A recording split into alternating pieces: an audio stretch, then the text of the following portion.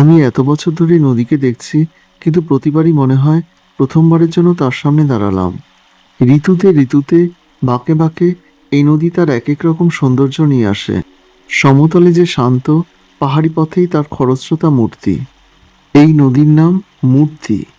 চারপাশ পাহাড়ে ঘেরা আর সুবিশাল সব পাথরখণ্ডে ভরা ডুয়ার্সের এই জায়গাটি হলো রকি আইল্যান্ড। মূর্তি যাকে আরও মুগ্ধ, আরও মোহগ্রস্ত করে রেখেছে।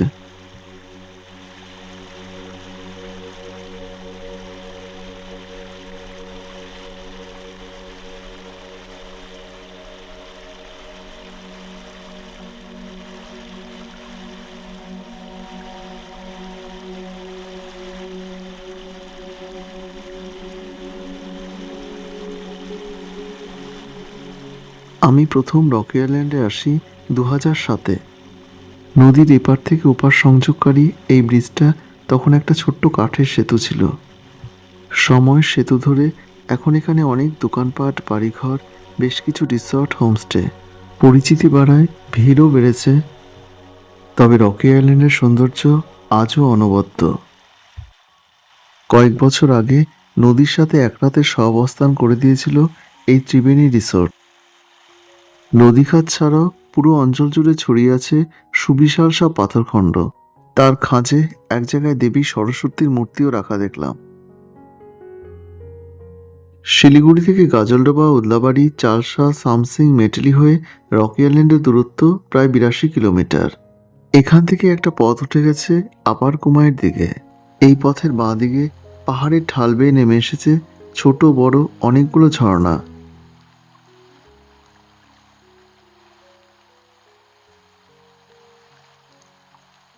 কালিম্পং জেলার রকি আইল্যান্ড আপার কুমাইয়ের সৌন্দর্য পথের বাঁকে বাঁকে বর্ষায় বাকরুদ্ধ করে দেয়।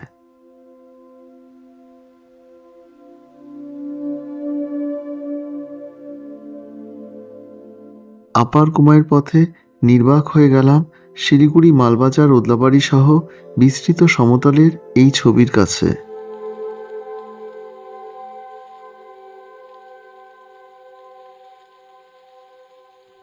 অবাক করা একটা অদ্ভুত অবস্থানে আছে এই স্কাই ভিউ হোমস্টে। মনে হয় যেন পুরো পৃথিবীটার ওপরই এই বাড়িটা শূন্যে ঝুলে আছে।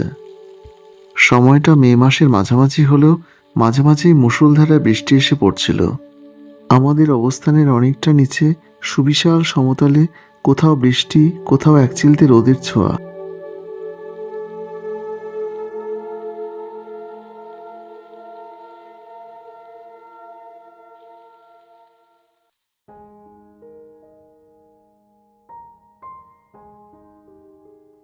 আবার ঠিক 3 বছর পরে চলে এলাম আপার কুমাইয়ের এই আই লাভ কুমাইয়ের কাছে।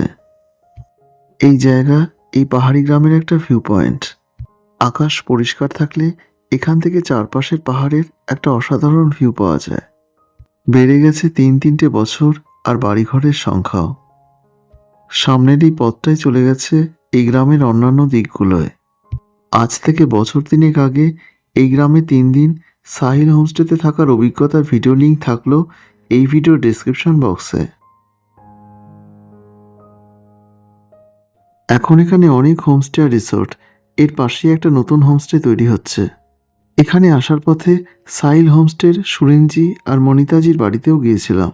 দুজনেই সেই একই রকম ভালো মানুষ রয়ে গেছেন।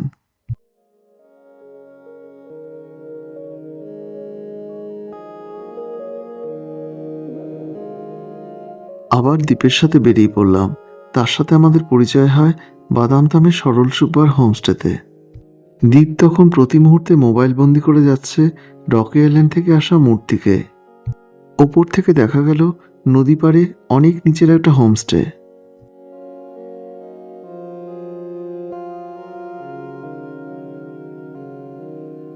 রকি আইল্যান্ড কুমাই হয়ে প্রায় সন্ধ্যার মুখে চলে এলাম যে জায়গায়, তার নাম লালিগুরাস। এই ভিউ পয়েন্ট থেকে অনেক দূর পর্যন্ত মূর্তির বয়ে যাওয়া আর বিস্তৃত সমতলের একটা ছবি পাওয়া যায়। হঠাৎ লেপার্ডের দেখা পেলাম। লালিগুরাস থেকে সামসিং চা বাগানের মধ্যে দিয়ে ফেরার পথে জীবনে প্রথমবারের জন্য পূর্ণবয়স্ক এক লেপার্ডের দর্শন হলো। তবে ক্যামেরায় সেভাবে ধরা গেল না।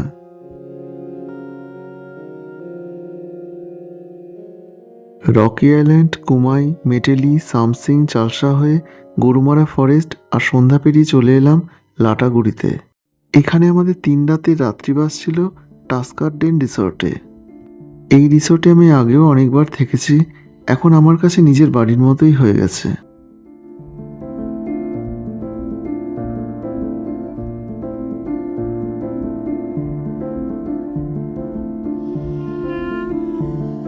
এখানে সকালে আর সন্ধ্যায় রিসর্টের বাগানে ঘুরেই আমার সময় কেটে যায়। সন্ধ্যায় মৃদুমন্দ আলো ছড়িয়ে যায় রিসর্টের ঘরে ঘরে আর গাছের ফাঁকে ফাঁকে। সামনে প্রশস্ত জায়গায় গাড়ি পার্কিংয়ের সুবিধে আছে, সাথে ড্রাইভার থাকলে আছে তারও থাকার ব্যবস্থা। এটা ছিল আমার ঘর, পাশাপাশি 7টা এরকম কটেজ আছে যার ভাড়া দৈনিক 2500 টাকা। আর এই ঘরগুলোর সামনেটা জুড়ে আছে বিশাল বাগান।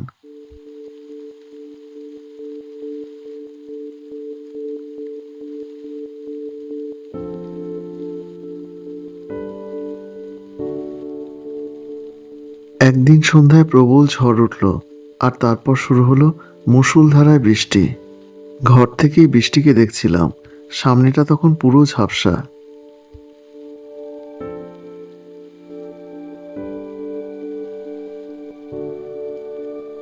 সময়টা মে মাসের মাঝামাঝি হলেও উত্তরবঙ্গে তখন বর্ষা প্রায় চলে এসছে। অসময়ের এই আগমনে প্রকৃতির অবশ্য একটা লাভ হয়েছে, আরো সবুজ হয়ে গেছে।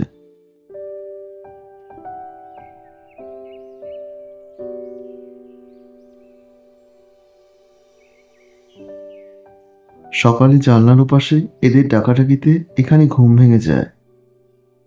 রাতভর বৃষ্টির পরে সকালটাও একটা অন্যরকম সৌন্দর্য নিয়ে আসে। ঘরের সামনে খোলা বারান্দায় দাঁড়িয়ে মায়ের সেই সৌন্দর্য উপভোগ চলছে।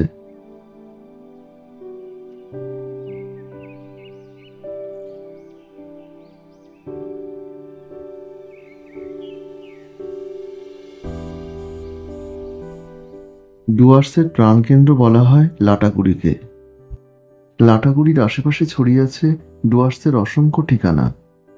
একদিকে চাপড়ামারির গভীর জঙ্গলের মধ্যে দিয়ে পৌঁছে যাওয়া যায় ঝালং, বিন্দু, জলঢাকা, তোদে, তাংদা ইত্যাদি সব জায়গায়। আরেকদিকে চালসা, সামসিং, মেটেলি, রকি আইল্যান্ড হয়ে কুমাই। অন্য দিকটা গেছে চালসা, মালবাজার, ওদলাবাড়ি হয়ে সেবকের দিকে। আর ওদলাবাড়ি মোড় থেকে ডান দিকের একটা পথ গেছে পাথরঝোড়া, তুড়িবাড়ি, মানসিং, লুংসেল হয়ে ঝান্ডি, লাভার দিকে। আর ডামডিম মোড় থেকে আরেকটা রাস্তা গেছে গরুবাথান, পাপড়খেতির দিকে। এবার আমি এখানে প্রথম দিন নিজের উদ্যোগেই গরুমারার জঙ্গল সাফারি করেছিলাম, আর দ্বিতীয় এবং তৃতীয় দিন এই রিসোর্টেরই ঠিক করে দেওয়া গাড়ি নিয়ে ডুয়ার্সেরই দুটো রুট ধরে সারাদিনের সফরে গিয়েছিলাম। যথেষ্ট রিজনেবল প্রাইসের মধ্যে রিসোর্টে নিজস্ব ট্রাভেল ডেস্ক লোকাল সাইটসিনগুলো করায়।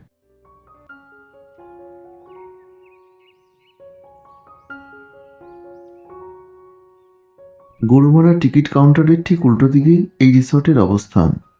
এর ঠিক পাশেই রয়েছে লাটাগুড়ির সবচেয়ে পুরনো রিসোর্ট পঞ্চবটি। কয়েক পা হাঁটলেই সামনে আছে নেওড়া মোড়। আমার ঘরের সামনেই আছে প্রচুর গাছপালায় ঘেরা এই নরম ঘাসে ঢাকা লন। এই সবুজ শান্ত পরিবেশে শুধু বসে থাকতে ইচ্ছে হয়। এত রকম ফল আর ফুলের গাছ নিয়ে এই জায়গাটা একটা ছোটখাটো পার্কেরই মতো।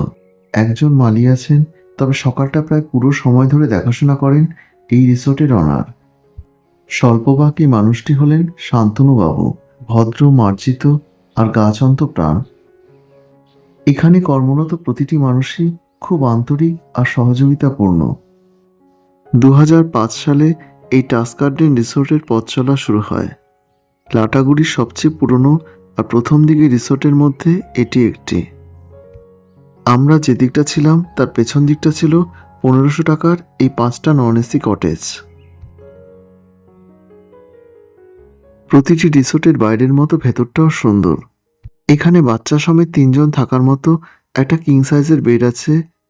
আছে বেতের চেয়ার, টেবিল, ওয়ার্ড্রপ ইত্যাদি প্রয়োজনীয় সমস্ত আসবাবপত্র।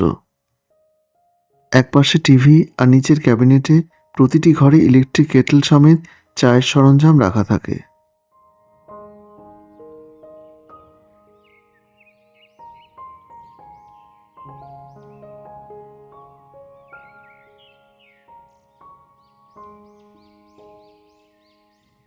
পেছন দিকের পুকুর পাড়ে ওনাদের আরেকটা কটেজ আছে।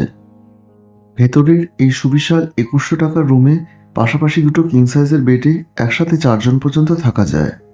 প্রত্যেকটা ক্যাটাগরির রুমে প্রয়োজনীয় সমস্ত উপকরণ আর আসবাব আছে, আর প্রতিটি রুম খুব নিট অ্যান্ড ক্লিন।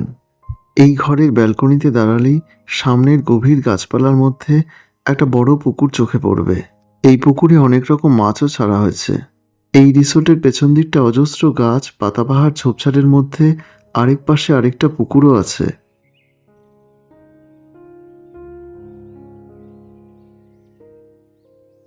প্রায় 6 থেকে 7 বিঘে জমির ওপর বিশাল একটা জায়গা নিয়ে এই রিসোর্ট, আর এই পুরো জায়গাটা নিয়ে অজস্র শাকসবজি, ফুল, ফল আর পাতাবাহারে ভরা। তাই বিভিন্ন ধরনের পাখি, প্রজাপতি আর ফড়িংয়ের একটা নিশ্চিন্ত বাস। গাছে গাছে আরো কয়েকজন নিরীহ প্রাণীও থাকে। আমার ঘরের কাছে এই লালু চুপি চুপি চলে আসতো বিস্কুটের আশায়।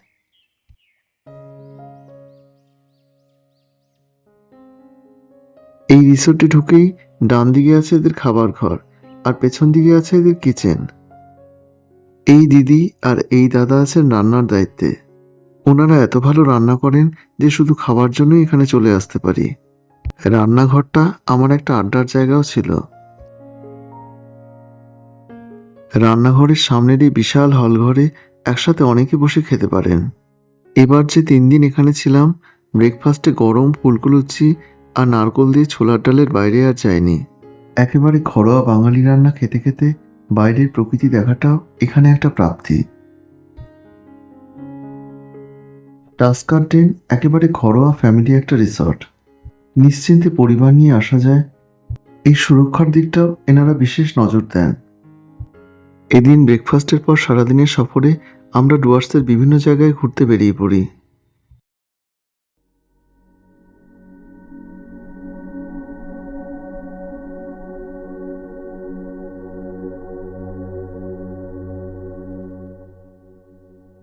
এদিন প্রথমেই লাটাগুড়ি থেকে গরুমারার গভীর জঙ্গলের মধ্যে মূর্তির পথে যেতে পৌঁছে গেলাম বড়দিঘি চা বাগানে।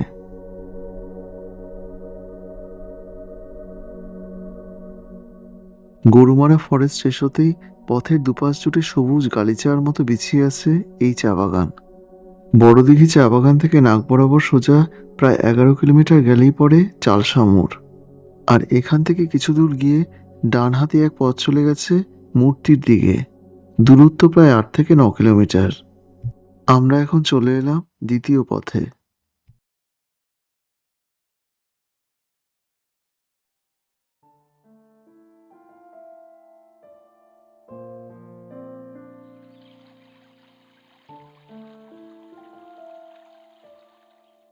লাটাগুড়ি থেকে 18 কিলোমিটার দূরে আছে মূর্তি। পথের দুপাশ জুড়ে এখন শুধুই ধান ক্ষেত। দূরে দূরে বাঁশ আর কলা গাছের ফাঁকে ফাঁকে টিনের চালের ছোট ছোট বাড়ি। কয়েক বছর হয় কিছু কিছু জায়গায় ভুট্টারও ফলন হচ্ছে। গরুমারার জঙ্গল বড়দিঘি পার করে বাতাবাড়ি মোড়ের আগে ডান দিকের একটা পথ চলে গেছে মূর্তির দিকে, আর যার নামে এই জায়গার নাম সেটা হলো এই নদী। আজ থেকে বছর 20 আগে মূর্তিকে প্রথম দেখায় সেই যে প্রেমে পড়েছিলাম, কালে কালে এত পরিবর্তনের পরেও তা আজও একই রকম আছে। আমার কাছে আজও ডুয়ার্সের সবচেয়ে প্রিয় নদী মূর্তি। ওপাশটা চাপড়ামারির গভীর জঙ্গল।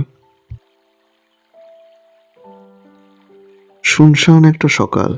কয়েকজন গ্রাম্য কিশোর ছিপ নিয়ে মাছের আশায় বসে আছে।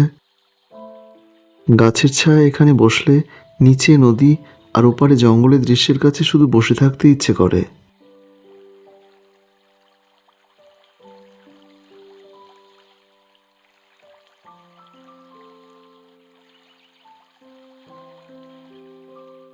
এখন সন্ধ্যা হতেই নদী পাড়ে সারি সারি এই খাবারের স্টলগুলো বসে যায়। আগের সেই কাঠের মূর্তির সাঁকোর বদলে গাড়ি চলাচলের উপযোগী নতুন ব্রিজ তৈরি হচ্ছে। নদীর সহাবস্থানে 2-1 দিন কাটাতে চাইলে এখন এখানে প্রচুর রিসোর্টও তৈরি হয়ে গেছে। এখন ভিড়ভাড় আর হইচইও অনেক বেড়েছে। সময়ের সাথে পরিবর্তন আসবেই, তবে সেটা প্রকৃতিকে বাঁচিয়ে রেখে করলেই ভালো।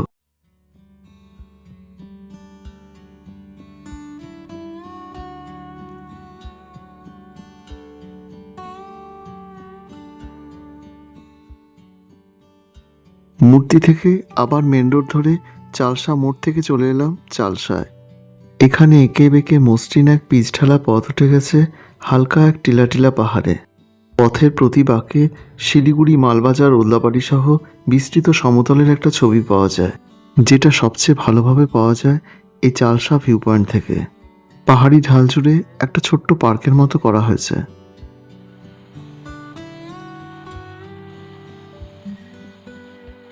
এখান থেকে সোজা পথটা চলে গেছে মেটেলি সামসিং হয়ে রকি আইল্যান্ডের দিকে। রকি আইল্যান্ড যাওয়ার কিছু আগে বাঁ দিকের একটা পথ চলে গেছে সান্তানে খোলায়। তবে আমরা এবার টার্ন নিলাম চালসার ITI কলেজের পরে বাঁ দিকে নেমে যাওয়া একটা ঢালু পথে। এপ্রিলের শেষ থেকে মে মাসের শেষ পর্যন্ত সবুজের বুক জুড়ে শুধুই বেগুনি রঙের ছোঁয়া। এটা জারুল বন, আর এই জায়গাটা হলো আইভিল চা বাগান।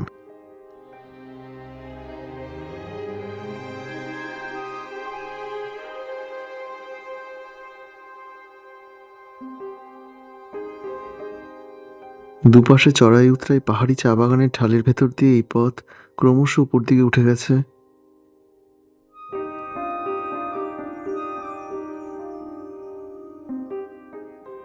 সামনেই জুড়ন্তির পাহাড়।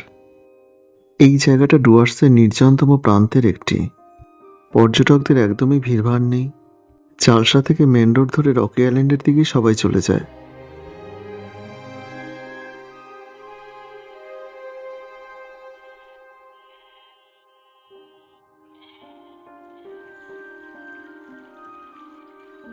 পাহাড়ি ঢালে ওঠার আগে একটা ছোট্ট নদী এঁকে বেঁকে আপন মনে বয়ে গেছে। এর নাম কুর্তি। এর পাড়েই আছে একটা রিসোর্ট কাম রেস্টুরেন্ট।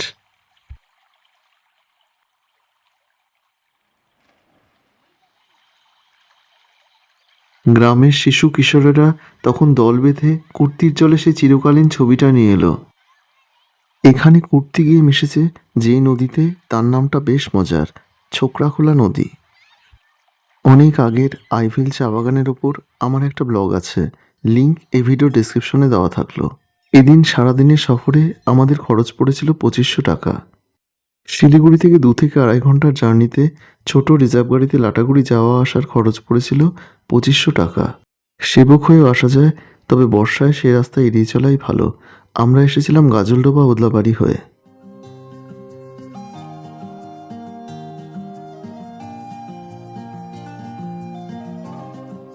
আইভিল থেকে আবার মেন রোডে উঠে চলে এলাম মেটেলিতে।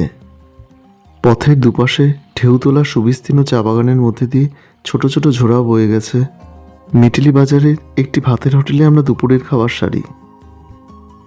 এখান থেকে বাঁ দিকের পথটা চলে গেছে সামসিং, আর ডান দিকের পথ চলে গেছে কুমাই। লাটাগুড়ি থেকে মেটেলির দূরত্ব প্রায় 27 কিলোমিটার, আর চালসা থেকে প্রায় 8 কিলোমিটার। মেটেলির পরেই আছে সামসিং চা বাগান। এদিন সামসিং হয়ে রকি আইল্যান্ড, আর সেখান থেকে আপার কুমাই লালিগুড়াস হয়ে আমরা ফিরে আসি আমাদের আস্তানায়। রকি আইল্যান্ড আপার কুমাইয়ের অংশ এই ভিডিওর প্রথমেই দেখানো হয়েছে।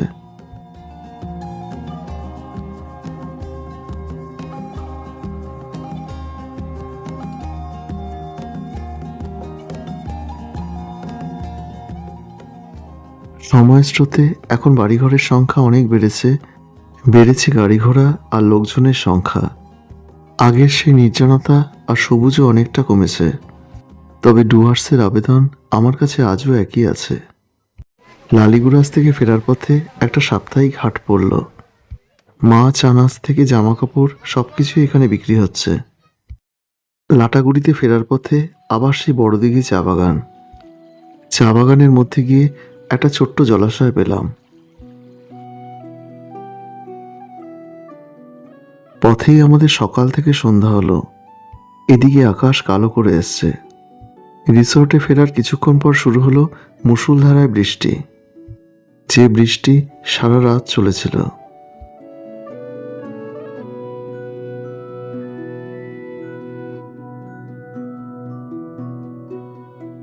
এই সফর ছিল আমার প্রাক বর্ষার। পরের পর্বে ভরা বর্ষায় ডুয়ার্সের এক নতুন জায়গার গল্প নিয়ে আসছি।